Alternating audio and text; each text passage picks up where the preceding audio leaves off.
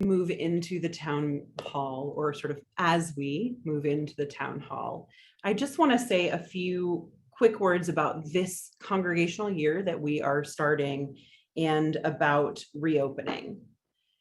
I am aware of how hard it has been to be apart. I have felt it.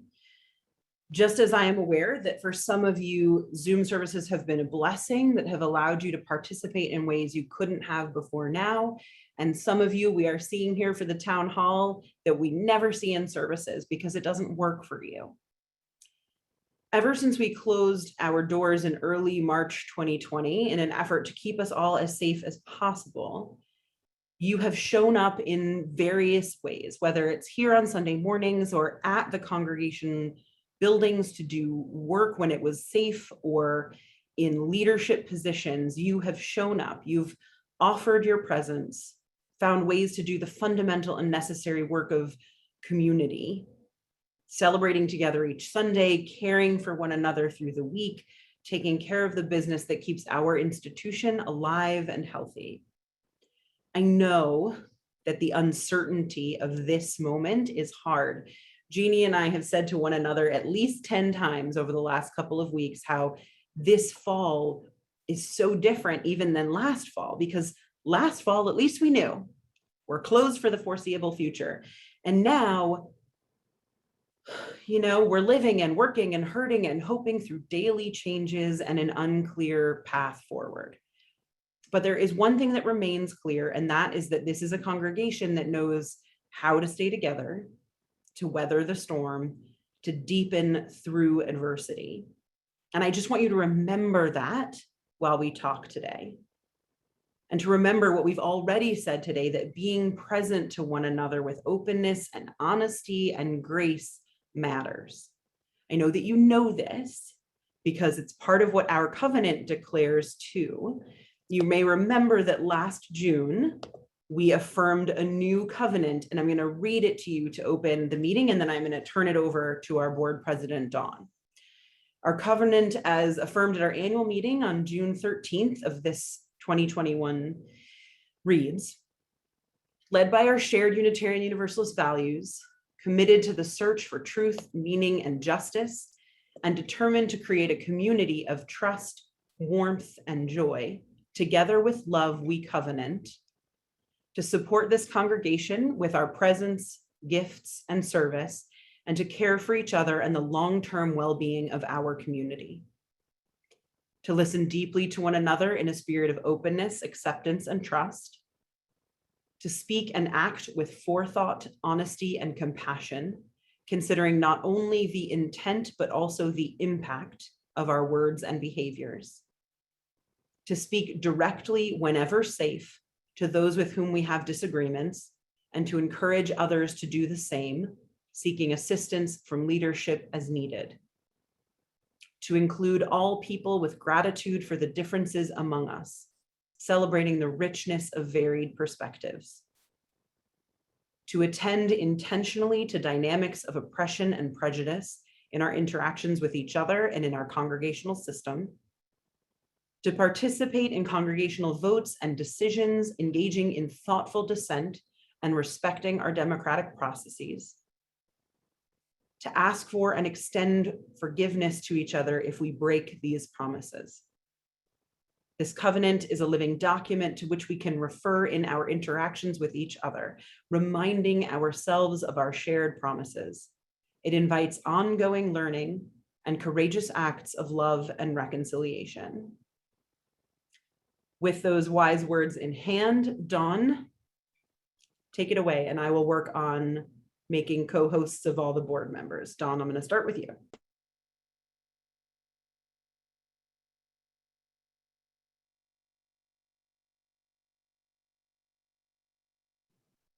There we go. Good morning, everyone. My name is Dawn Walter, and I'm the president of the Board of Trustees of the Unitarian Society of Ridgewood. We are here today to talk about sort of the nuts and bolts of reopening. We have kind of a lot to go over, but I think we can get through it fairly quickly. And of course, we want to save time at the end for questions and concerns from you. And that's the point of having a town hall.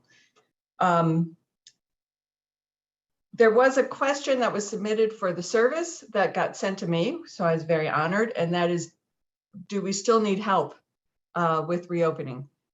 I had kind of put some notes about that in the e-blast and hadn't followed up on it. And the answer is yes. We had planned on having some work days, and with the COVID situation, it just doesn't make sense to do. But we definitely still need greeters. In-person greeters and online greeters are very much in need. So contact Jan Botcher if you have any interest in doing that. We need coffee hosts. Some things never change, even in a COVID world. We need coffee hosts. It will be a little bit more complicated because we will be having coffee outdoors. It will be a simpler coffee hour, of course, but it will be outdoors. So we're going to need some somewhat rugged individuals, I would think, to get the coffee outside. We are installing a new AV system or a technology system so that we can do a better job of doing the tandem services, which are the in-person plus online services. And it is being installed this week. So if you are interested in learning about that and being part of the training, not that you're going to be forced to be the AV person for time immemorial, but if you can learn it and then you can teach someone else, that would be very helpful. So reach out to myself or to Sarah right away, because we have this training coming up this week, late this week, I think. As we heard, gardeners are always in need. Again, you don't have to be a member of the gardening committee. If you just have some muscle and some time to give, talk to Jackie Nadler. She'd be happy to help you get you going in a certain area. Also, if there are groups that are family groups, or you're in a bubble or you're in a pod and you would be willing to come in and do a project, either painting or cleaning or organizing, we could definitely use you. Let me or Ann in the office or Sarah know, and we will identify and define a great project for you. So there is a great deal that needs to be done in order for us to reopen. And we just need to remember how many people were working in volunteer roles the last time we were in person. It was a lot of people. So moving into reopening, you know, when we first started talking about this on the board and the SCRT in the spring, we envisioned reopening in the fall when COVID was gone, and it was going to be a big party. You know, we were going to be so excited to be together. And that's just not the way the situation has evolved, right? We still have risk, we still have COVID, we have variants, and we don't know what the future holds in terms of how COVID is going to behave. We really can't predict it, and we're not really hearing predictions from anyone, right? So we've had to change our concept to limiting risk as much as we can while striving to be open as much as we can. And for the foreseeable future, that's our point of view. And that was our point of view in creating the reopening document, which we will get to in a little bit. I want to remind you that there's no roadmap here. We didn't go on, you know, a federal government site, a CDC site, the World Health Organization. No one says, hey, if you're trying to reopen, here's the 18 things you should probably check. We are without a roadmap, and we are being thoughtful, and we are doing the best we can. But there's no doubt in my mind that a year from now or 5 years from now, we'll look back and say, well, we did some things right and we made mistakes in other areas. So we need to be patient, and we need to understand that even the document that we put out, you know, we may adjust as we go forward. I want to put on my statistician's hat for a quick moment. I have it here, my statistician's hat. We are going to be talking about risk level. It's important that you don't equate risk level to probability. So if the risk level is high, that doesn't mean you have like a 75% chance of getting COVID if you come to service when the risk level is high. You need to think of what is an acceptable risk level, which might be in a year of services, 3 people get COVID. That to me would be a severe risk level. So I'm taking my stats hat off just because it's uncomfortable, not because I'm done. 3 people getting COVID at USR in a year is way above what we would be willing, a risk level we'd be willing to take. And so even at a severe level when we're closed, or a very high level when we are going to be open with restrictions, it's hard to equate what that probability is. It's probably very, very low. And when we get to medium risk and even low risk, you need to think of it more as sort of the risk of how we deal with flu right now. So, you know, you come to church in February and everyone knows the flu is kind of going around, but you come to church and you're okay and you wash your hands, and people who are sick stay home. And that's an acceptable risk level, and it's a low risk level. So that's what I would sort of equate the green or low risk to. So I'm sorry, I hope that makes sense. Generally here, we're asking people to assess their own personal level of risk or your tolerance for risk. And so while we're putting out rules and restrictions, if you're not comfortable with them, then you need to follow your own personal understanding of risk. So if we get to a level like the green level and we say masks aren't required if you're vaccinated, if you're not comfortable with that, you're more than welcome and encouraged to wear a mask. And if we're meeting at a high risk level in, you know, with restrictions, but you're not comfortable with that, then we totally support the idea that you will be part of the online service instead of being in person. You know, I would encourage you, rather than trying to control behavior of others, that you consider what your risk level of comfort is and behave accordingly for yourself. Before we put the slides up, let me just, sorry, I just need to switch screens here. Just briefly, I encourage you to look at the document. It came out in the e-blast and it's on Realm. The reopening guidelines, they're based on some statistics and information from a site called COVID Act Now, and the information on that is in the document. I like them as a source because they are not really affiliated with anyone. They're very independent, and they are interested in providing the most accurate statistics on the COVID outbreak. They have come up with a color-coded grid for risk level, and then we have filled in sort of the behaviors that are going to go with each risk level for us. I have to say that, well, I'm sorry, I'm going to hold that until we get to the slides, sorry.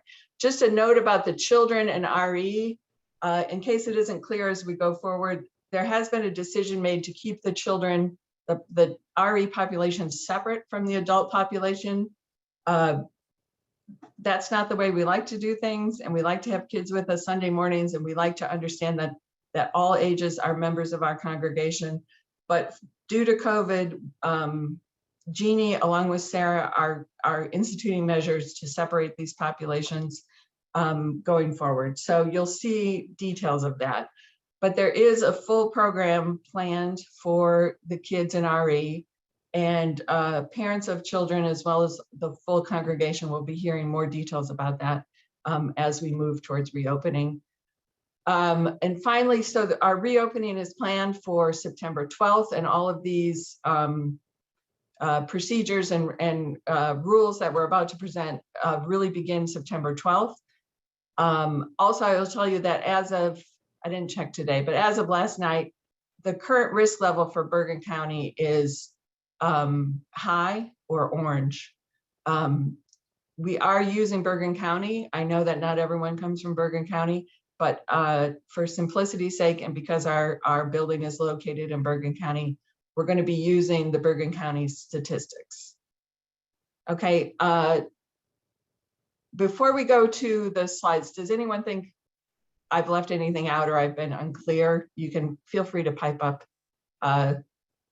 board members or SCRT members.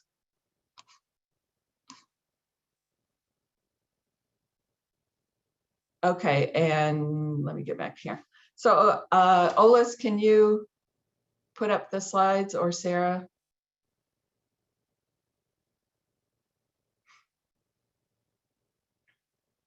Yes, give me 1 second. We had a little miscommunication about who was sharing them. Give me 1 second. I could do them too, maybe, if I'm allowed to share. Hold on, I think. Okay, I got it. You should, it was in Google Slides, Dawn. They're PowerPoint. Oh, that's interesting. All right, let's see if this works. Let's try this. Okay. Yes, it doesn't matter. I'm trying to clear things out of the way, but hang on. How do I? Okay, it's freezing my computer. Okay, there we go. Oh, they were there for a moment. Got it? Okay. Oh, they look great too. Thank you. Yeah. So we have 2 grids. One is for adult worship and gatherings. The next grid is going to be for RE. There's a lot of information here, but we hope that this can be sort of a reference point. You can go to it, you can look at it, and you'll understand what's allowed and what isn't allowed. I should say that we will be checking the Bergen County risk level every Friday at a certain time. I think it's 3 p.m. And we will send out in the Saturday e-blast where you get your order of service and your link to join services. We will also tell you the risk level and what that means. So like I said, we are currently at high risk, which is the orange here. So let's start there. And that means we will be in person only for those who have been vaccinated. We'll be using the honor system, and we'll be online for the unvaccinated or those who, prefer to be online. We will be in person at 50% capacity, which for Anderson is 75 people and for fellowship is 36 people.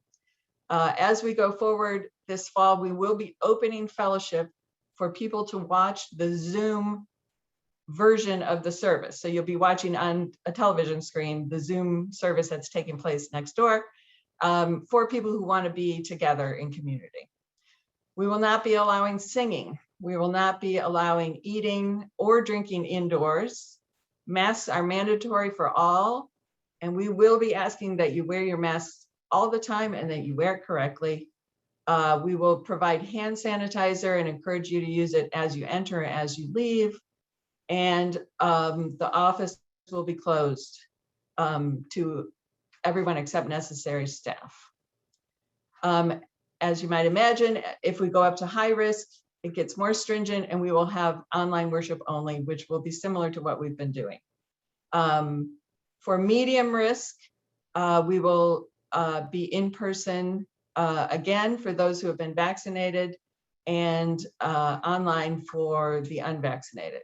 And for anyone else who cares to be, we'll be at 70% capacity, still no singing, no eating or drinking indoors, masks for everyone, same hand sanitizer, offices will be open, and we move to low risk, which I said is an extraordinarily low probability of anyone having a problem. Everyone will be in person, we'll be at 90% capacity.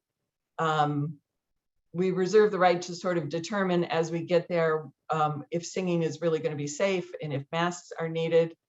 I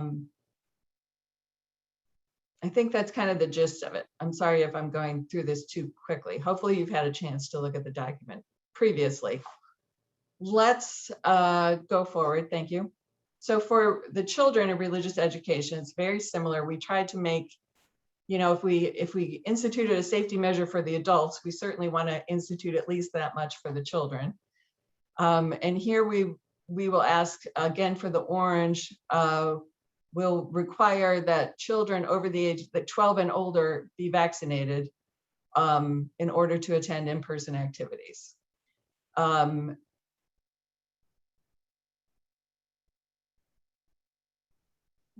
It's important to note that teachers and volunteers working with the children all need to be vaccinated and will have to show proof of vaccination. We're going to have masks for everyone. Remember, children under 12 can't be vaccinated at this point, and so they are at some risk. And so it's important to stay masked. Again, they won't be singing or eating or drinking indoors. I think we all need to think about wearing our winter coats and having some fun outdoors this fall. And we will be encouraging or requiring children, especially the younger children, to clean their hands before and after each class, which I think is something they're probably quite used to if they're attending school. A note about the vaccinations. We weren't happy to require vaccinations for everyone 12 and up, and we didn't do it lightly. This is a place of community, it's a place of worship, and it's a place of welcoming, and it's a place of radical welcoming, right? We don't want to keep people out based on their vaccination status. We just felt that at this time we have absolutely no choice but to protect the larger congregation by requiring vaccination for those 12 and over if you're going to attend in-person services. But I just want you to know that this was not an easy decision, and not one that makes us feel happy or righteous in any way. It's an unfortunate reality, I think, of the situation. So let me check my list here. That's, I think, all I have to say at you. I think, Sarah, what's the best way for people to ask questions? Should we open everyone up, or? So I have a heavy preference for doing it through the chat, and then I will ask you the questions rather than. Perfect. And why don't you, if it makes, well, keep the slides up, I guess, and we might need to refer to them, right? Okay. So the first question that came in comes from John, and the question is, why not just actually require proof? Wouldn't that be better than the honor system? That's a really good question.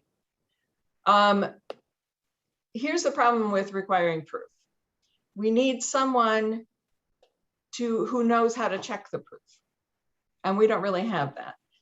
I am uncomfortable looking at people's cards, their New York State passports, vaccine passports, their New Jersey passports, if they're coming from another state or another country.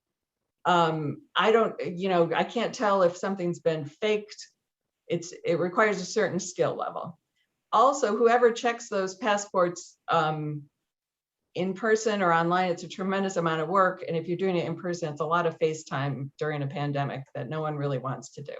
So we're asking people, and we actually have a great deal of faith in people, to use the honor system. This is your church, your place of worship, and we would hope that you would have the integrity to follow our guidelines as stated. But I appreciate the question. I think there's also, if I may, there's something here too around the balance between, John said we didn't lightly take the decision to require vaccination. And there's sort of a balance between, sort of what it feels like to have a bouncer at the door, checking everyone each time versus, trusting each other to do the right thing and abide by the system. And of course, we'll see, right? If we have to make alterations, then I suppose in time, that may make itself clear, and we might have to. But the second question came in was, is there a likelihood that more people than can be admitted will show up in person, or must people state their intent in advance? And Don, if I may, what I wrote back into the chat is that we will have a registration system. Okay. And if it turns out that every single Sunday we are maxing out our capacity and the same people are getting in because they managed to click through the registration first, we will figure out ways to make sure that it's fair and everyone's getting a chance to be in person. I don't think that that's likely. What's more likely to happen is that we won't max it out and people will show up to the door who didn't register. And in those cases, the greeters will have the list of pre-registered folks, check them off, and we'll also then know, okay, so we only have 30 pre-registered people. We can let in 30 folks who forgot to register or decided all of a sudden they wanted to try to come in person, and write down their names so we have contact tracing capacity, et cetera. But Correct. There will be a registration system, yes. Right. And also, we are aware of some people who are not online or who are unlikely to be online, and we will reach out to those people. If you know of anyone who is not really using, not getting emails or using email or not using Realm, please let us know, and we will put them on a list and we'll reach out to them each week. Also, if you are bringing children to RE, we are going to give those people preference, because if they're bringing their child to RE, they should get a seat in the service. And of course, we know this has been a hard time for families of young children, so we're happy to welcome them.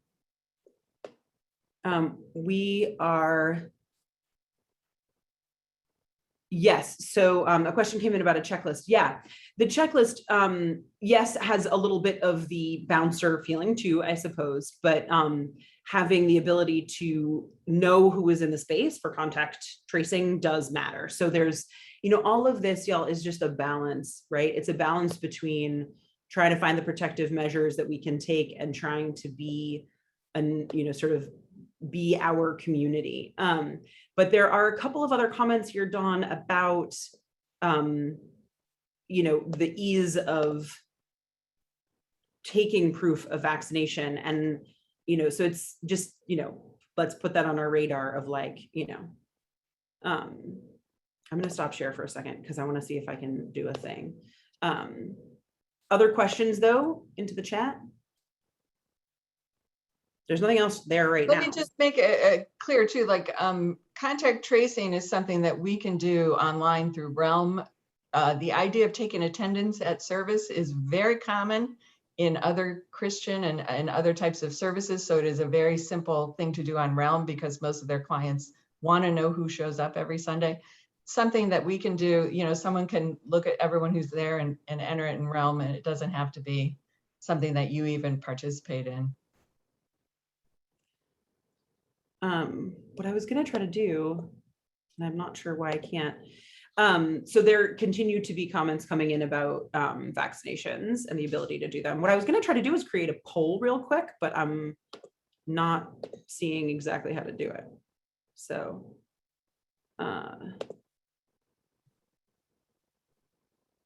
but Dawn, there at the moment there are no other questions coming into the chat. Okay, awesome. I make a comment, Dawn. Sorry? Yeah, Carol. Make a comment. Yes, please. Hi, everybody. For those of you who don't know, I am chair of the Safe Congregation Response Team. And thank you so much, Dawn, for pulling this together today. I really appreciate it.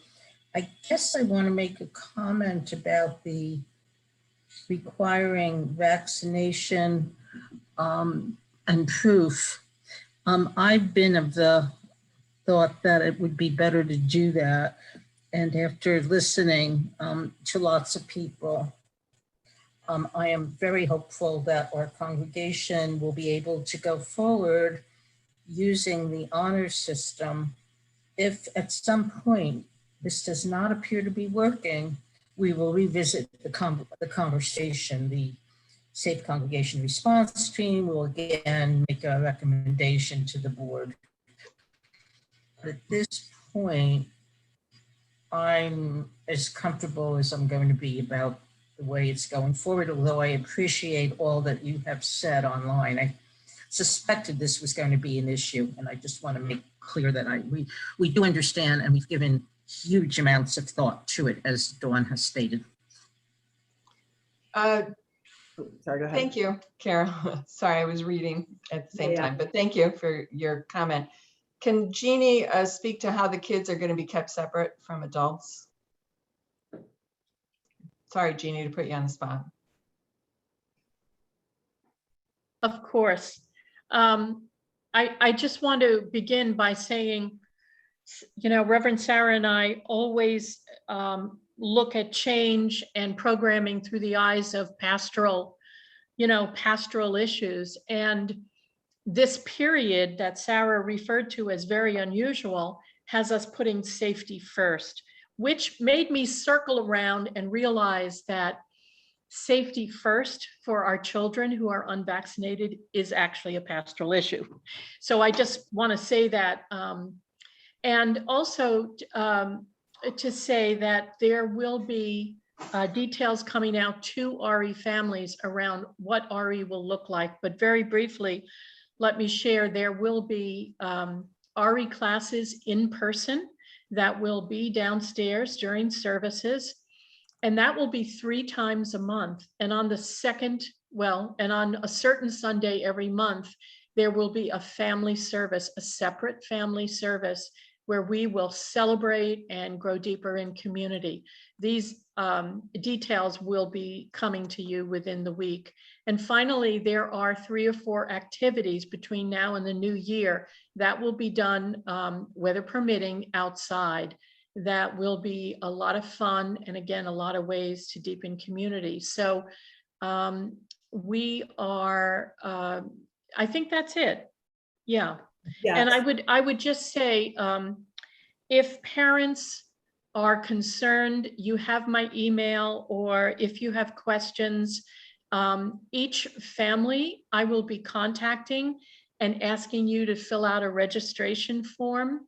And we will be discussing details at that point, and you will see many messages in the coming days outlining our program here. So I'm sorry if I'm repeating something that Jeannie said, but one of the major ways that the populations are being kept separate is that normally, and it's hard to remember back a year and a half ago, but normally pre-pandemic, the kids are in Anderson for 10 to 15 minutes at the beginning of service, or we have multi-generational services where they're in the whole time. We will be having none of those. The children will only be going down to their classrooms. They will not be coming into Anderson while adults are present in Anderson as well. So that I think more than anything is one of the most significant shifts in terms of keeping the populations distinct.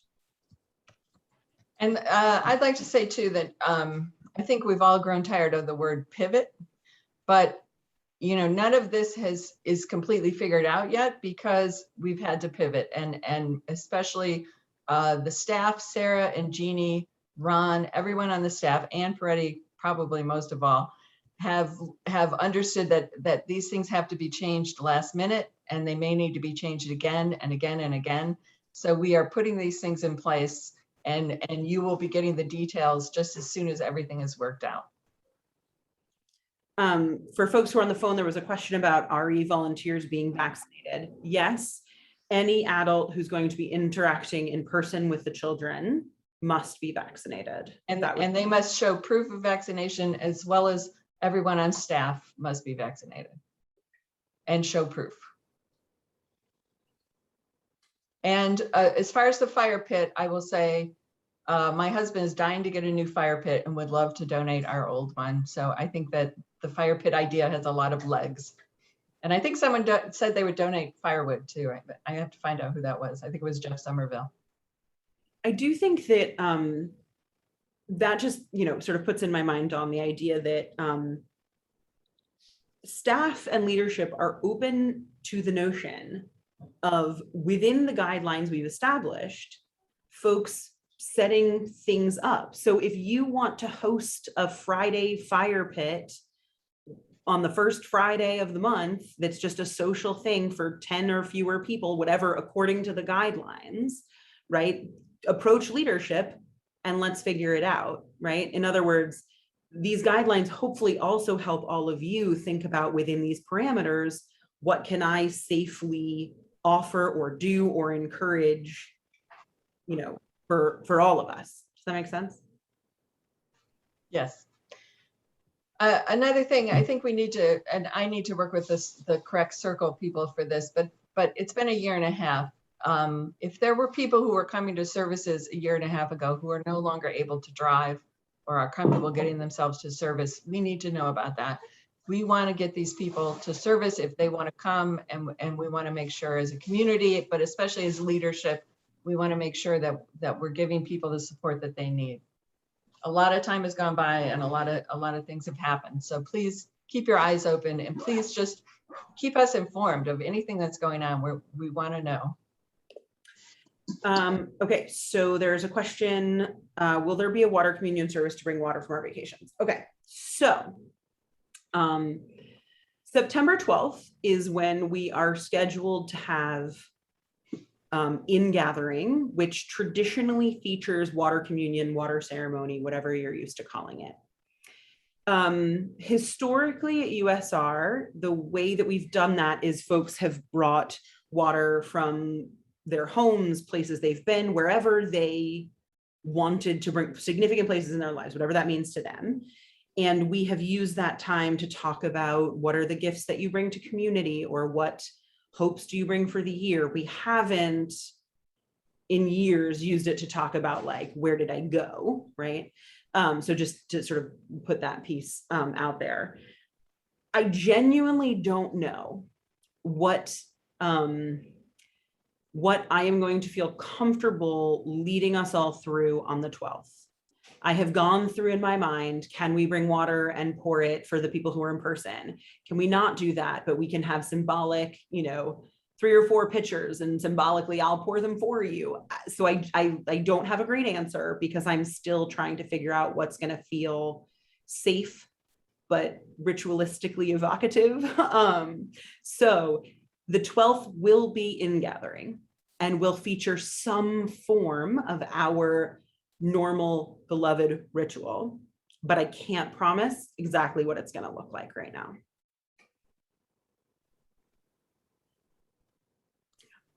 Other questions? Yeah, we're happy to continue answering your questions after this meeting is over, of course. There could be a whole service where the president just answers questions that are submitted, but my tendency towards salty language is probably going to be a problem. Plus my attitude in general. I think we can all agree it's not ideal. Okay. Is there any opportunity to consider or acknowledge members who have moved away over the past 1.5 years? Yeah, it's a really great, sorry, that was weird, great question. And yes, the answer is yes. We will think about how we can best sort of honor and acknowledge the changes in our community over the past 1.5 years, which I would argue includes also those who've died in the last 1.5 years, right? That when we come back together, we will not be the same mix of folks that we were 18 months ago. And that's normal, right? That's any 18 months that passes brings that, but we haven't been able to mark it the way we normally would. And so it feels different. So yes. And yes, hopefully people we have gained, right? Some of us, we see folks on Zoom that we had never had with us in person, and that's wonderful, right?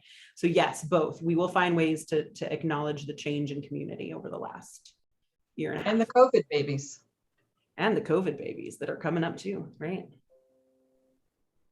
Yeah.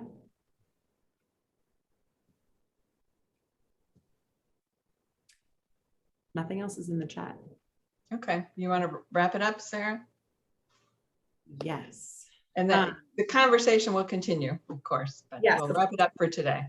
You can always email any of us. So yeah, I just wanted to say that, when we come back together, when we open our doors again for Sunday services, whether that's on the 12th or whether that ends up being pushed a bit more, my deep hope is that we can come back together with wide and expansive care for each other, because we all know that for some, coming back might not actually feel right.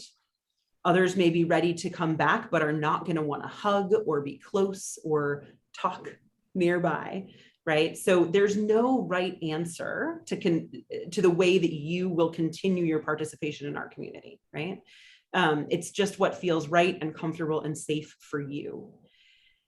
As you think about that, I do hope that you'll remember the value of being with one another, and the value of being able to, see each other and the smiles on another person's face and to hear their voice unadulterated by technology, but that you'll only do that when you're truly ready and feel safe. I do hope that you'll continue to join us online if you don't feel ready yet. Each of you makes our community what it is. All of you. You make our time together special. And we, the leadership, we see you, we see your names, and we see you when you share your joys and sorrows. And we see your faces in your little rectangle, and we love you, and we cannot wait to be safely together once more. We will symbolically extinguish our chalice, and I will offer you a very short benediction, which is, may you know ease amidst the uncertainty. May you be strengthened by the communities you build. May you love and be loved each and every day. Thank you for staying with us, and we will see you soon.